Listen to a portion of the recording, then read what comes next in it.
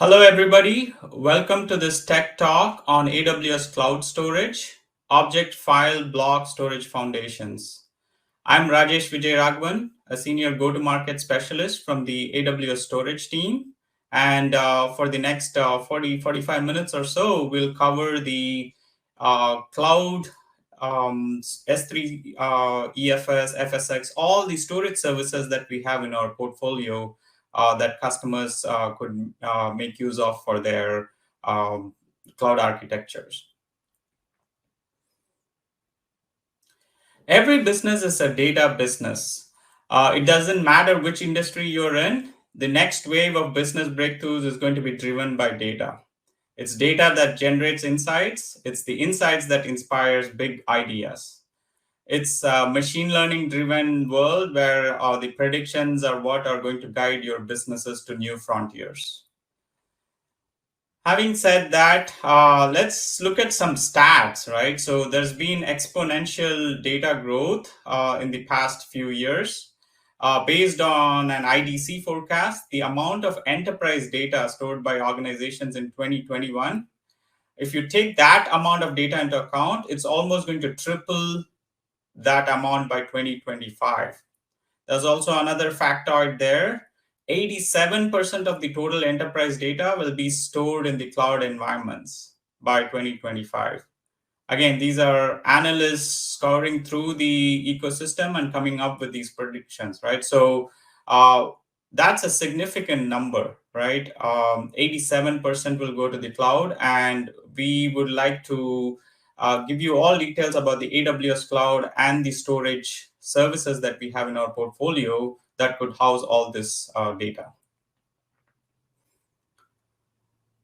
So when you think about exponential data growth, it's a huge challenge. It's becoming unrealistic to maintain all this data on on-premises solutions because of the volume of data and the dynamic speed to meet customer needs, right? Even your customer needs, I mean the customer's customers. And at the end of it, keeping up with the ever-growing cost is a big challenge as well. The nature of the digital economy adds risk as well because data is being shared between users, organizations, and customers. At the same time, it's an opportunity to leapfrog competition if you can bring your idle data to life and make it work for you. So let's look at how AWS can help on this in this presentation. When we look at the customer base that we have in the cloud, we have, it's not a one size fit all. So we'll look into what are all the different types of customers that we see here. We've talked about the growth of cloud data, and a lot of it is driven by the growth of applications from our customers. Applications take two paths to the cloud. Either they are built in cloud, or some customers move existing applications from on-prem applications. Born in the cloud, organizations fully utilize the scale and agility of the cloud. We also see customers build new applications in the cloud to take advantage of the rich set of analytics and machine learning features that we got. Some customers with huge on-premise presence are moving one app after another as they slowly modernize their infrastructure. We also see customers at the other end of the spectrum where they're all in and they start moving mission critical applications that are crown jewels for their architecture. They start moving that to the cloud. As an example, right? So we'll take the case of our customer NFL. For building new apps in the cloud, their digital athlete platform was a good example. It generates computer simulations for different scenarios within a game, helping NFL to better understand how to treat and rehabilitate injuries for their players. It even predicts and intervenes so that they can prevent injuries in the future. How they did that is they built a data lake on S3 and ran SageMaker to identify potential risks coming from helmet collisions. The project initially started with 10,000 labeled images and has since then grown like 20 times that number of images. And we have close to like 200,000 helmet images now with nearly 10,000 unique possible plays created from this. A computer vision algorithm was developed using all these images, and now they are able to deliver real-time intervention and treatment of players during the game. Another example is Johnson and Johnson. They built a new application in AWS. They built a data science platform using Amazon EKS and Amazon Elastic File System to analyze genomics sequencing data and COVID data to support their various medicinal use cases. Their solution scales elastically with analysis time reduced by about 1/3, right? Like 35% was reduced in their analysis time, and their cost got reduced by 37% because they optimized with EFS lifecycle management and one zone low cost storage classes. We'll talk more about these classes later. But essentially, what happened here is their hotter data is kept in highly accessible storage, and their colder data got moved to long-term storage. So Johnson and Johnson realized those benefits because of this feature from AWS storage. Let's take another customer example. So for moving to the cloud application, one application after another, a great example is eHealth New South Wales, right? They are a leading digital agency in public health system in Australia. They have been using NetApp on-premises storage arrays for medical imaging repository. With the launch of the FSX for NetApp ONTAP service from AWS, they moved 1.3 petabyte of medical images from on-premises to AWS. That workload was the first that they moved. Their move to AWS since then has been continuing for other critical applications such as their patient administration and ICU clinical information system.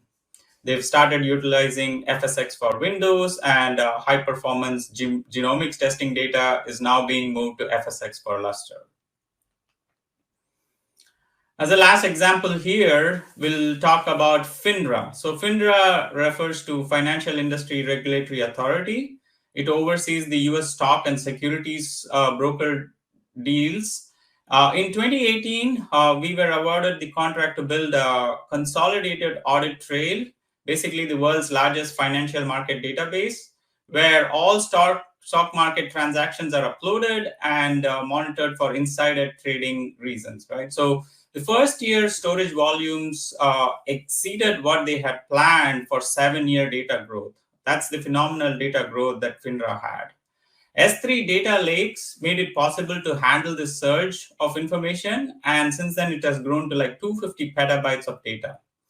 AWS Transfer Family is used here, wherein they reduce the operational burden, maintaining FINRA's critical connections to their existing authenticating systems such as FileZilla and CyberDuck.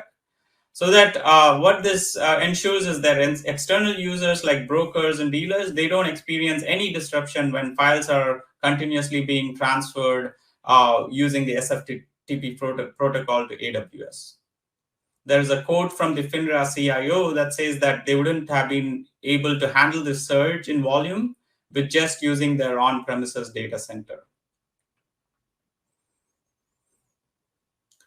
So we looked at 4 different use cases in the prior slides. So what's in common for all these customers is that they built data architectures on AWS to deliver capabilities. We made sure that with all these capabilities, their data was always protected. They made sure that the data worked for them so that they can make better and faster decisions. They designed their data architecture so that data cost is optimized, and the data is available at the performance, application, and workflow that is needed of it. And lastly, data is available wherever they need it, in the cloud or in hybrid environment or at the edge. And what is common to all of these is storage is the foundation for their data architecture.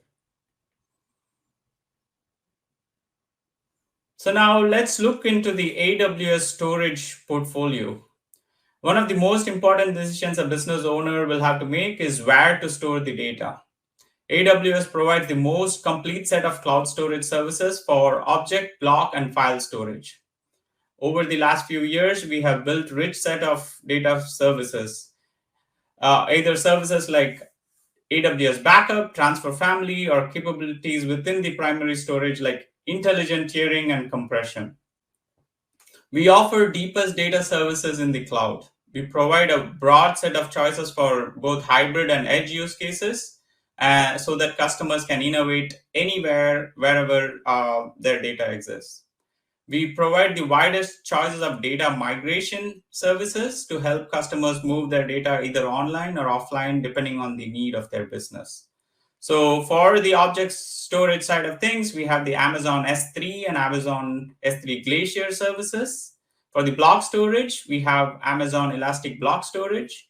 And for file services, we have FSX for Windows, FSX for NetApp ONTAP, FSX for Lustre, and FSX for Open ZFS. And we also have Amazon EFS. We'll cover more about these in the subsequent slides. Innovation is in our DNA. You'll see several slides update here. There's an animation here. Almost every month, we've been releasing a host of features across our storage services.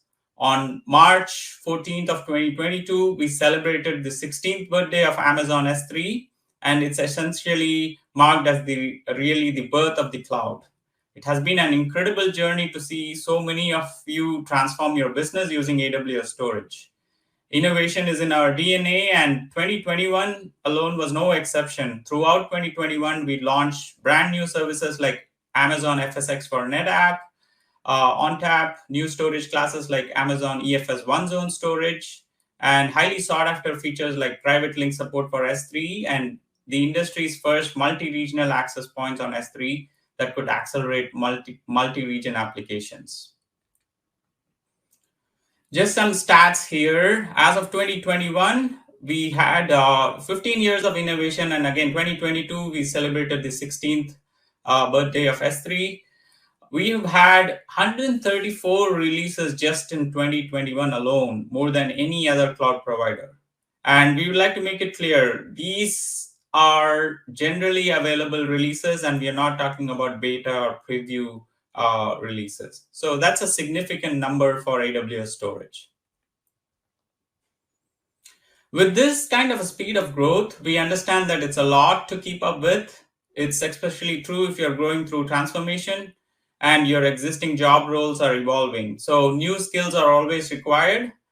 So it's an opportunity to take your existing skills on-prem and transfer them for both on-prem and in cloud applications. So we recently introduced new AWS Cloud Storage badges, which are offered free of charge.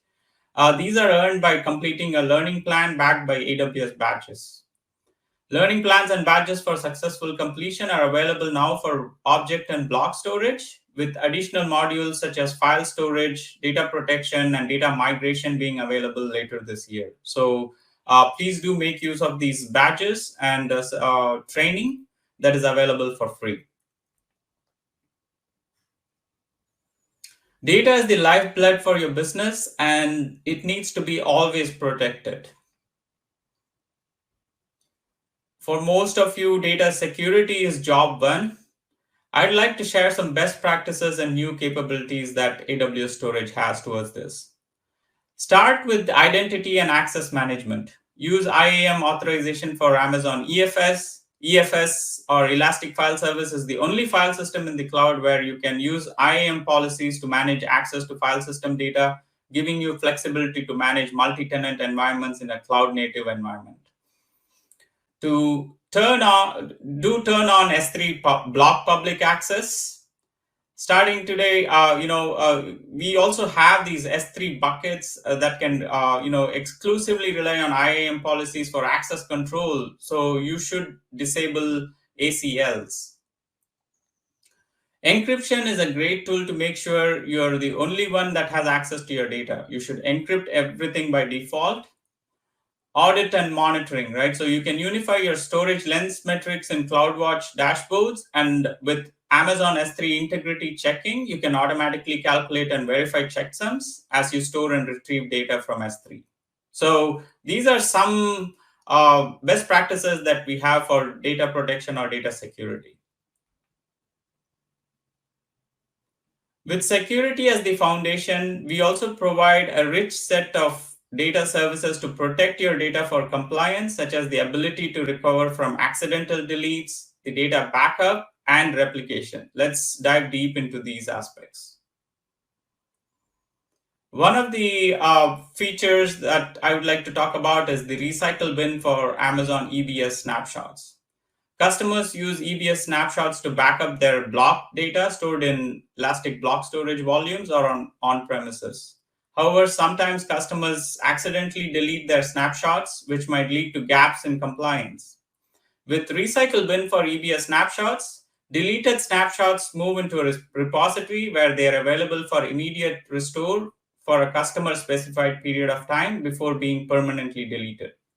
Snapshots in Recycle Bin are charged at the same rate as regular snapshots. One of the interesting trends we are seeing right now is the increased emphasis on data protection anywhere, with customers using AWS Backup to centrally configure and manage backup and restore across AWS compute, database, and storage. So let's start with why our customers need centralized data protection. First is it provides simplicity. Application data is stored across a variety of services. Customers who use multiple services to manage their data protection policies need to manage and monitor multiple backup operations. They also need to audit distributed logs, for which they often have to build their own scripts and tooling. All of this can get cumbersome and complicated very fast and can also lead to room for error. Secondly, there is a need to meet compliance.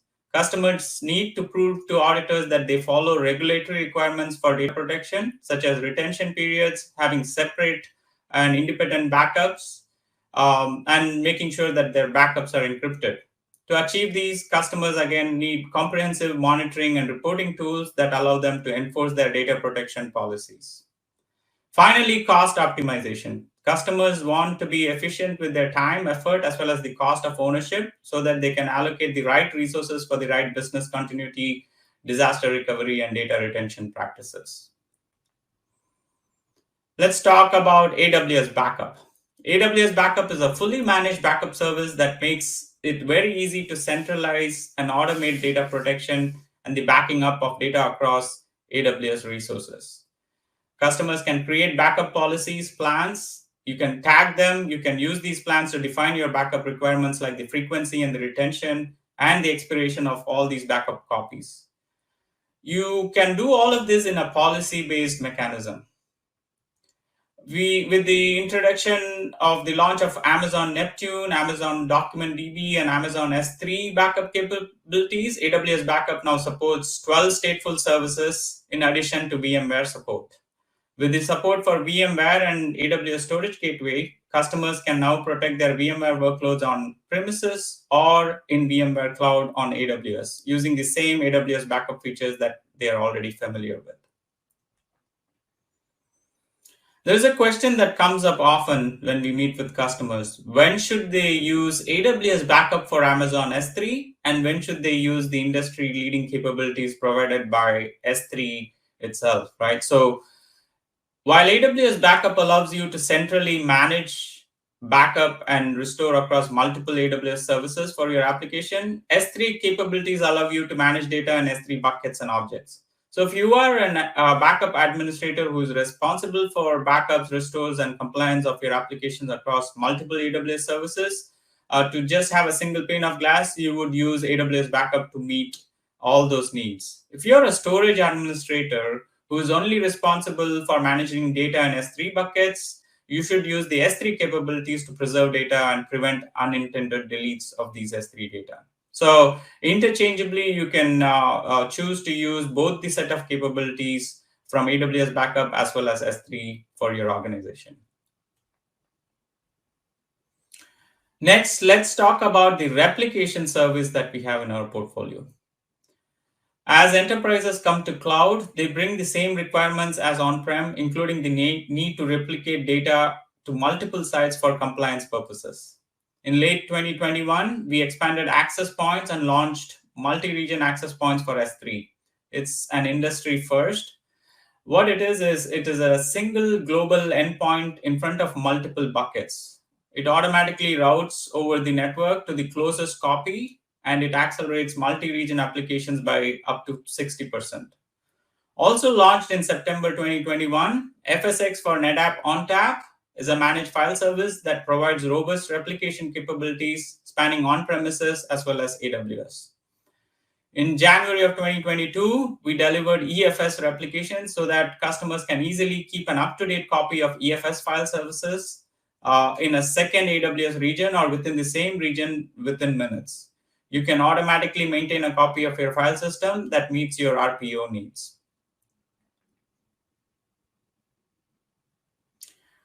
Data is not generating value if it just sits idle in any environment. So we feel that data needs to be put to work to realize its full potential. So now let's take a look at how to make your data work for you. Hundreds of thousands of data lakes run on AWS. Amazon S3 is the best place to host data lakes. S3 holds more than 200 trillion objects and averages over 100 million requests per second. 200 trillion objects, that's a big number. That's equivalent to like 26,000 objects per person on Earth, right? So that's the massive scale of S3. Customers have saved more than $250 million in S3 storage costs by using intelligent tiering.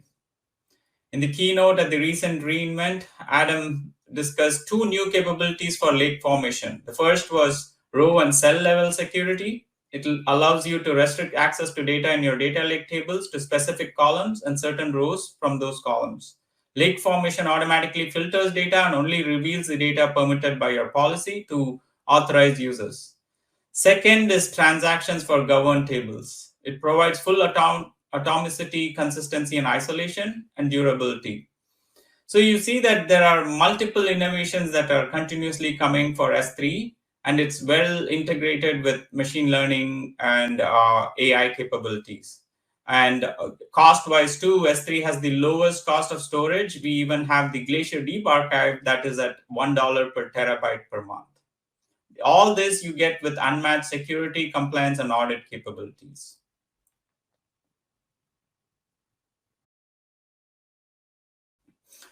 Innovation for data lakes, right? So we are making it easier to get data into the data lake with last year's launches of Private Link for S3 and the data sync support for transferring data between Hadoop distributed file system and data lakes. To accelerate time to insight, we offer full automatic syncing between the S3 buckets and linked FSX file system. The S3 bucket contents are updated automatically as data is updated in the file system and vice versa. You can share results automatically between them in almost near real time. The integration of S3 event notifications with EventBridge, that integrates S3 events with Lambda, step functions, and SageMaker without writing a single line of code. And with S3 event notifications for S3 lifecycle and intelligent tiering, you can react to changes in storage class or object deletions right away using automated workflows. The exponential growth of data drives up cost easily. So there are multiple smart ways to optimize your cost in AWS Cloud. So let's take a closer look at that. Data exists in different forms for different workloads, but we have a consistent approach to cost optimization across AWS storage services. We have the data lifecycle tiering policies, we have the snapshot retention policies, and lifecycle and capacity management. So let's dive into those. Talking about cost optimization, we feel that archive data is just data not in use currently at the moment, right? So when customers were confined by hardware refresh cycles, they looked at archive storage as necessary insurance policy and a compliance retention tool. At AWS, we believe the opposite. You don't need to make the decisions on what data you need for the applications of tomorrow. You can store it at low cost and use only what you need when you need it. There are different classes of S3 Glacier archive storage. Customers often need to store petabytes of data that is only accessed occasionally, maybe quarterly, but the data must be immediately accessible when requested.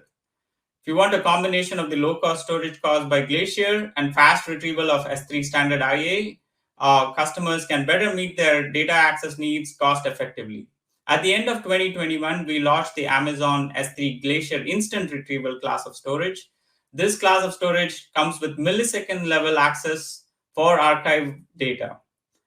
This is available at $4 per terabyte per month. So it's the lowest cost with millisecond access for archival data. Storage costs range from $4 per terabyte per month for Glacier Instant Retrieval to just under $1 per terabyte per month with Glacier Deep Archive. On the retrieval side, retrieval is instant for Glacier Instant Retrieval. For flexible retrieval and deep archive, though, it's not millisecond level access. These are asynchronous storage classes. It is really important to understand your retrieval requirements before selecting these storage classes. Flexible retrieval gets you the ability to bring your data back in minutes to a few hours, while deep archive will have to wait longer for up to 12 hours or 24 hours before the data is recalled. The final consideration you want to think about is how long will you need to retain your data for. For our archival storage classes, all have a minimum object duration. For instant and flexible retrieval, the minimum object duration is 90 days, and for deep archive, it's 180 days. We also announced at reInvent 2021 that bulk retrievals on Glacier Flexible Retrieval class are now free.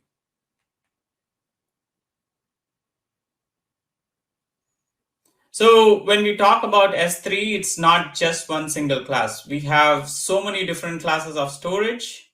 We have now talked in the previous slide about the differences between the three archive classes of storage. Now, of course, if you have data that will be cold from the moment it's created, you can use our APIs to just put data directly into archive. And a bunch of applications like backup applications, media asset managers, and others just do that. However, most data just doesn't start out cold. Instead, it's created, accessed a bunch of times, and cools down over time as the object ages. For this data, we provide a number of capabilities for customers to efficiently tier data down into the archive tier over time so that they can optimize their storage costs.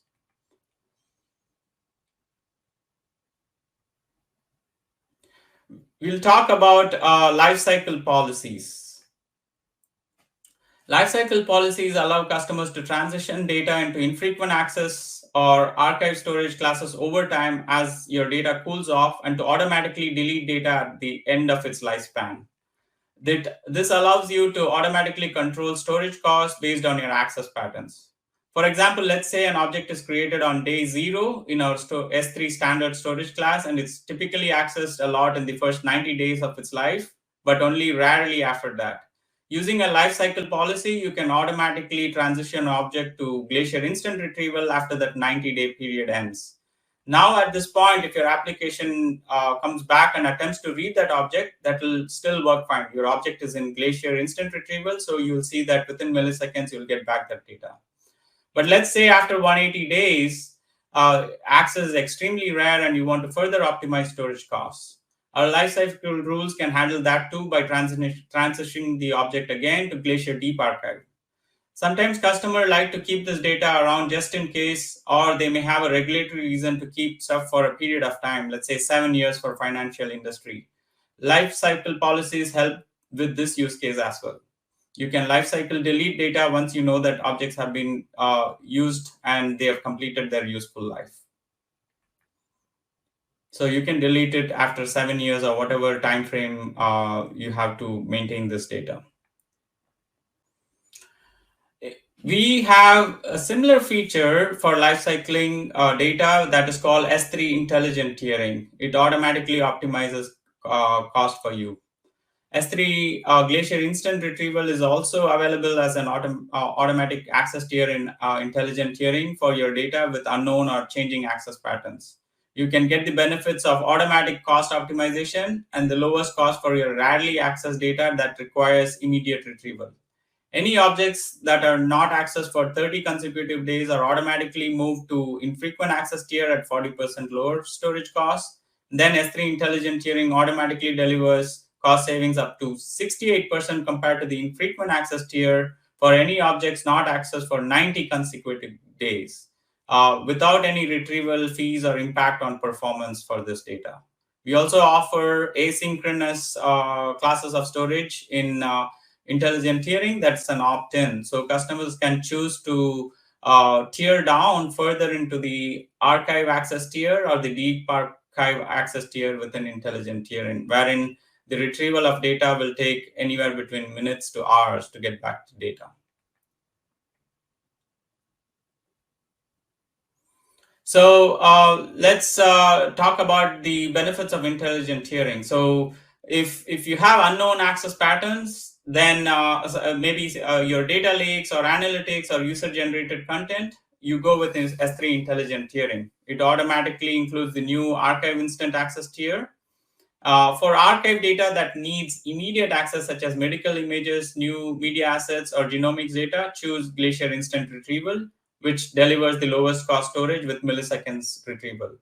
For known patterns, for archive data that does not require immediate access but needs the flexibility to retrieve large sets of data at no cost for a disaster recovery instance or a backup need, choose S3 Glacier with retrieval in minutes.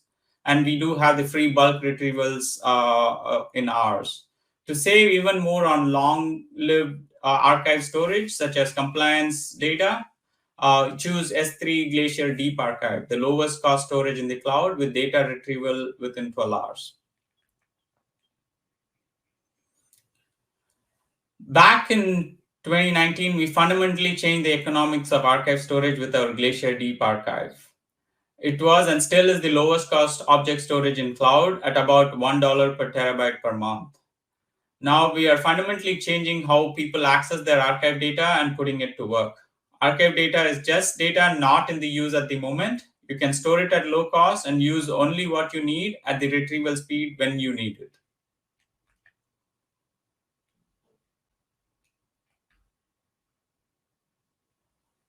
Along the same lines of storage for long-term retention, let's shift gears to EBS snapshots. Amazon EBS Snapshots Archive delivers a storage tier that saves customers up to 75% of their cost for snapshots that need to be retained for months or years. EBS Snapshots Archive is 0.0125 per gigabyte of data stored.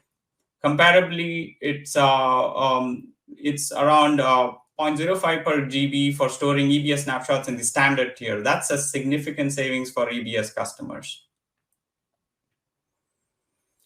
We made huge strides in cost optimization with our file portfolio as well. In 2021, we launched Elastic File System One-Zone Storage class that reduces storage costs by 47% compared to the regional EFS standard storage class. We launched EFS Intelligent Tiering that automatically optimizes costs for shared file storage when data access patterns change or are unknown.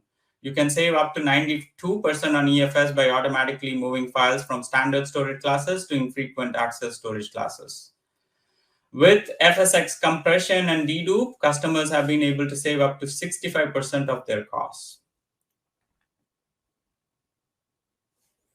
Now let's talk about data is when and where you need it. With the performance to access whenever your application needs the data and use it anywhere that it is created or where you need it. Millions of AWS customers use Amazon EBS, driving trillions of IOs and exabytes of throughput daily. Use IO2 for high performance and high durability. EBS IO2 block express volumes offer 256,000 IOPS with sub-milliseconds latency. R5B and IO2 block express combination offers the highest single instance performance for 5 nines of durability block storage in the cloud. In July last year, we launched EBS IO2 block express. When paired with our highest performance EC2 R5B instance, the result is an equivalent of what we call a SAN in the cloud, which is ideal for most demanding OLTP workloads like SQL, Oracle, or SAP HANA. We are actively expanding SAN in the cloud and plan to support additional EC2 instance types in the future to provide flexibility and choice for your deployment. So how does our SAN in the cloud perform compared to a traditional all-flash SAN array on-prem? We use the services of Principal Technologies, a third-party independent firm that specializes in benchmarking and fact-based marketing. They published a performance benchmark report We compared our SAN in the cloud consisting of IO2 Block Express and EC2 R5E compute to a mid-level NVMe all-flash array. In this apples-to-apples comparison, we delivered 26% higher throughput with a synthetic I/O workload, which simulated OLTP environment. So better performance with lower TCO, with no hardware to buy, to nothing to be managed, maintained, and you don't have to have dedicated floor space, right? So that's why we advocate you using AWS SAN in the cloud.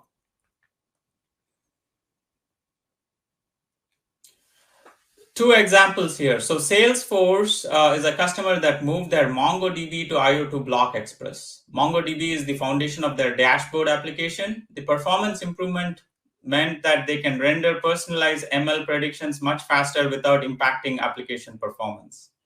Acoustic is another customer that delivers digital marketing solution for their customers. They migrated their SQL-based workloads from on-prem to IO2 Block Express, increased application performance during peak periods of utilization, and they were able to lower their software licensing costs because their applications ran faster on fewer cores. FSX, there is a question that comes up. What does X refer to? So customers are not only having block storage in their data centers, most on-premises workloads use file storage too. They would like to move that to the cloud, but migrating to different storage solution can be time-consuming and complex. So they depend on the performance of their on-prem storage and build applications and workflows around specific file systems. The customers would not want to re-architect all of this. That's why we built Amazon FSX. It provides an easy path to migrate file workloads to AWS with the performance they need without changing how they run their applications or manage their data. FSX stands for File System X, and we have 4 different varieties of FSX. X represents the choice for your workload. What do you mean? What do we mean by choice? 2021 was a tremendous growth year for FSX services. We practically doubled the number of file systems we support. So we launched FSX for NetApp ONTAP in September, and at reInvent, we launched the FSX for Open ZFS. We already had the FSX for Windows File Server and FSX for Lustre. At reInvent, we launched the next generation of FSX for Lustre, which is powered by Graviton family of processors. This delivered 5x throughput compared to the current generation then. That's up to 1 terabyte per second of throughput and 60% better price performance compared to the previous gen. With FSX for Lustre, you can accelerate machine learning and high-performance computing workloads while reducing cost of storage. Similar to previous generations, you can link the next-gen file systems to S3 buckets so that you can process S3 data using a high-performance file system without having to manually copy data between S3 and the file system. Let's talk about FSX for NetApp ONTAP. One of the most popular file system on premises is the NetApp ONTAP file system. In September, we launched FSX for NetApp ONTAP so that customers can launch and run complete, fully managed ONTAP in the cloud for the first time.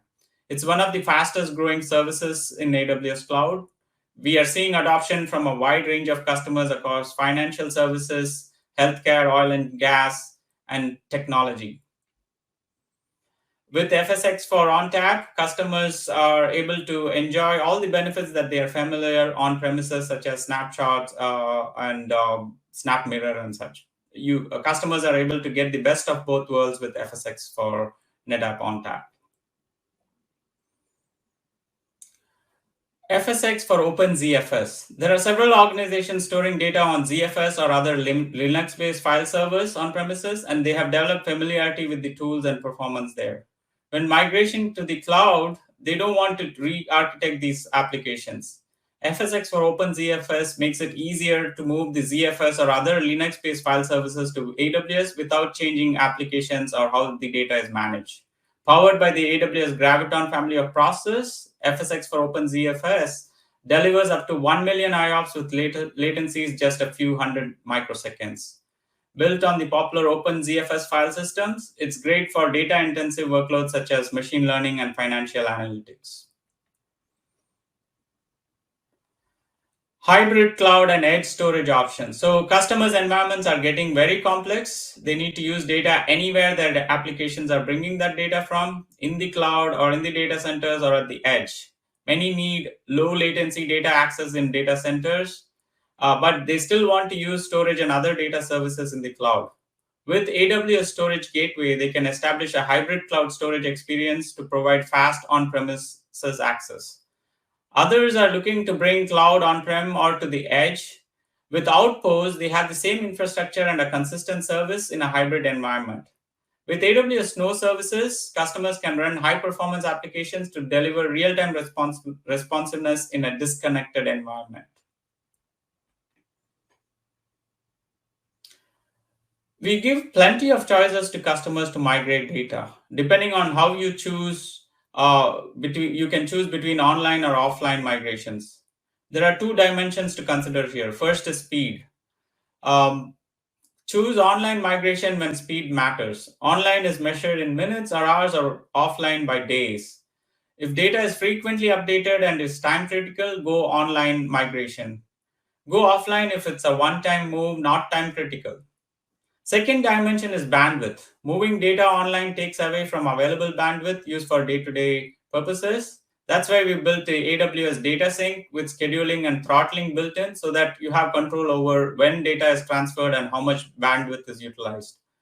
Offline is great when there are network constraints, and this data can be offline while in transit without disrupting your applications. Snow products are a great choice for offline migration.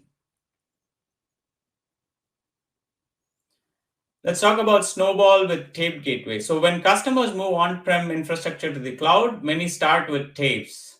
Many use our tape gateway integrated with S3 Glacier Deep Archive to replace physical tapes on premises with virtual tapes on AWS. Some customers have limited network bandwidth. At reInvent, we announced Snowball with tape gateway, an integrated appliance experience that allows customers to migrate petabytes of data stored on tapes to AWS offline. All the benefits of the Snowball device now comes with tape gateway built in. So if you are in bandwidth challenged network environments, you can use this new capability to migrate petabytes of tape data to the cloud while maintaining your tape-based workflows.